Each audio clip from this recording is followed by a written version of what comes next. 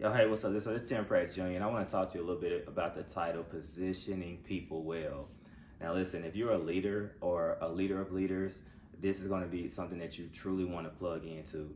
And so, just to kind of give you some context of where this came from, last year I took a course on basically how to become a great boss. And I know you might not like that term today. You know, a lot of people try to stay away from it. They want to use the term leader. But there was some very helpful stuff in it with this matrix on how to basically define and align people.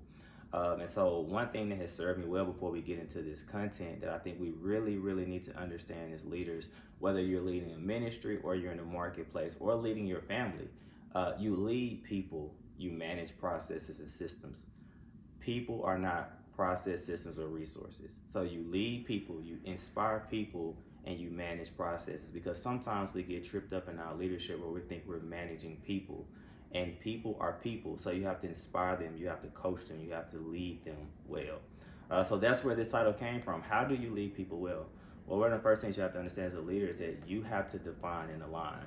When people come into your ministry, when people apply for your business or whatever that may be, you are responsible as a leader to define and align people accordingly to what they are capable of doing.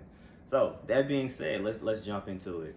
So I'm gonna ask you if you don't. If you're driving, don't worry about it. But if you do, take out a piece of paper, get in your phone. You need to write these things down because you're gonna get tripped up. So I want to talk to you about like 4 different quadrants that you can look at to help you define and align people. So the first one is right person, right seat. Right person, right seat. The second one is right person, wrong seat. The third one is wrong person, right seat.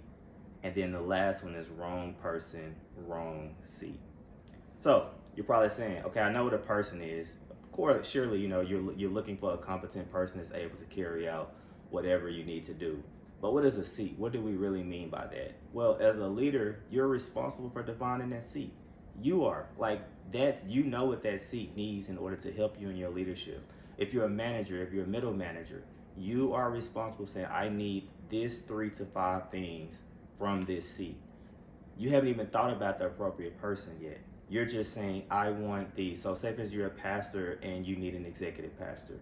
Well, some of the things that you would need from that person is operational reporting. Can they do operations? Can they control, and I mean not control, but can they lead and give you report on the many different various ministries? Can they coach people? Can they teach in the church? That's what you'll do to find that seat. If you have a finance leader, are they competent? Do they understand money? But do they also understand the biblical principles of sowing? You're defining that seat, what you need. So in that, with that person, what you're looking for is, do they get it? Do they want it? Do they want to do it? Because you can get something and understand something cognitively, but you might not have the motivation to want to do it. And then do they have the capacity to carry this out? And I'm not talking about necessarily a mental capacity, but do they have the capacity in their life to serve well? So that being said, let's jump into it. Right person, right seat.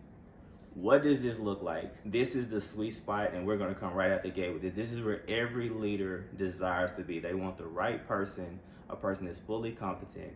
They have the capacity, and they have a strong desire to do it. Quick example.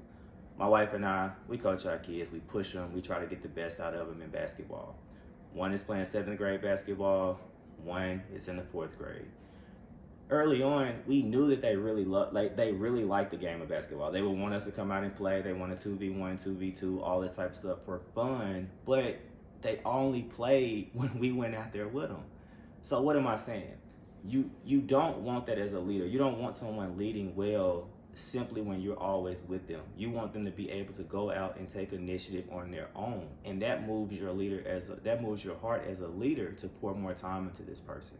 So what am I saying? Our kids had an ability that they truly liked the sport. They were competent of the sport, but they had to show us that they truly wanted to do it. And they clearly had the capacity, because what else? If they don't pay bills, they don't work, they go to church, go to school, and play.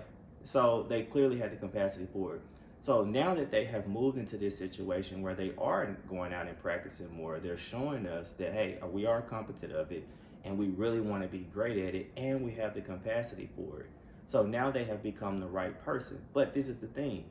It would do a disservice when our boys are more like guards, and then we basically make them play a center spot, a big man spot. We wouldn't align them properly. So they would be the right person in the wrong seat. So that's why we want to be very intentional as a leader to make sure we have the right person in the right seat. So with our boys, do all of that stuff that we just talked about, and then we go out and train them how to be guards. Either play the 1, 2, and maybe sometimes 3 spot. So this is the sweet spot in our leadership. We want to truly make sure we have the competent person and that they are basically in a seat that's challenging them, but at the same time, that's helping them lead well and carry out what God has placed in them. Second one, right person, wrong seat.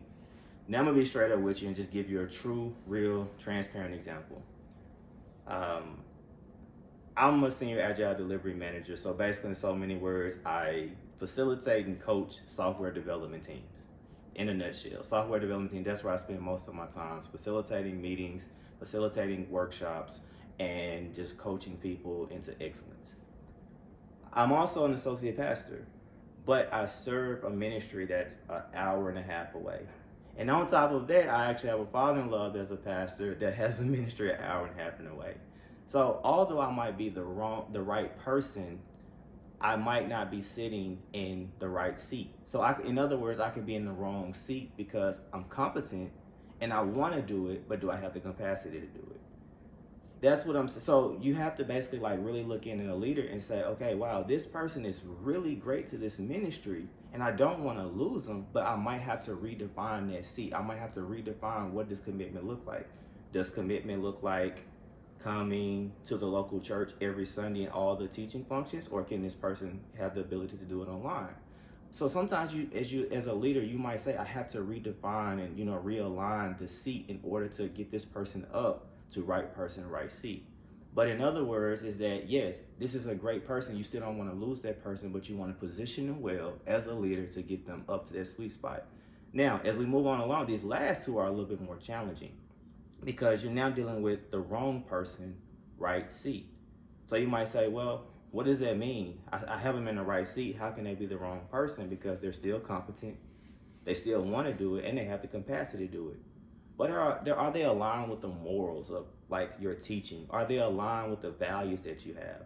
Or if you're a minister, are they truly carrying out and living a life like Jesus and Christ-like? Because in other words, what this is, it's nothing worse than having someone that you feel like is very productive, but they're destroying the ministry that God placed you over. They're destroying the business that you're trying to build. They're destroying the team that you are literally trying to win championships with. Because see, that person, if they are killing people, literally, not literally, but figuratively, they are killing people in order to basically be productive and get results for you, that is the wrong person in the right seat. Wrong person, wrong seat. Many people say, well, it's better to have someone in position and not have anyone. But I beg the difference, because this is a lot of times we get tripped up in ministry with this one because we feel like anybody can be reached. And that's true. But sometimes we have to make that decision as a leader to say, okay, the wrong person, meaning that they don't have the capacity, they don't want to, and they're not competent of it. Then on top of that, they can't even get you the results that you want. This is something that you want to eliminate quickly, because if you allow this person to navigate through the company, or ministry, you just allow your right person, right seat, and sometimes right person, wrong seat to pull that weight even more. And a lot of times you're going to push those people off because you're not positioning people well. So what am I saying all in all? Nothing is black and white. This is a gray area, and this comes from basically being intentional with your leadership. Very intentional with it. You have to coach people. You have to have the conversations. You have to basically lean in and make sure that you really understand the people that you're leading. Everybody's different. And that gray area sometimes is just because it's a wrong person, right seat. You can sometimes develop that person if they are showing a want to, if they are teachable, if you are seeing the results and them getting better in what they do. So it's not just, oh, wow, this is the wrong person, let me do away with them. No, put them on a developmental track. But check in. I've seen so many people, they coach people throughout 2-3 years, especially in ministry. Now, I would say the business world kind of gets it because we do quarterly reviews and things like that, yearly reviews and annual reviews. It's not in the ministry. It's like, well, I've been counseling them, I've been developing them, but can you show me concrete evidence and put this in front of this person and say, listen, we have been talking for 6 months and you're still not leading in the way that I've asked you and have challenged you to lead. Well, then now when you can look at that concrete data, you can say, man, first, instead of coming down so hard on that person, you have to start with yourself as a leader and say, oh, wow, maybe I didn't position them well. And this is what this matrix will help you to do.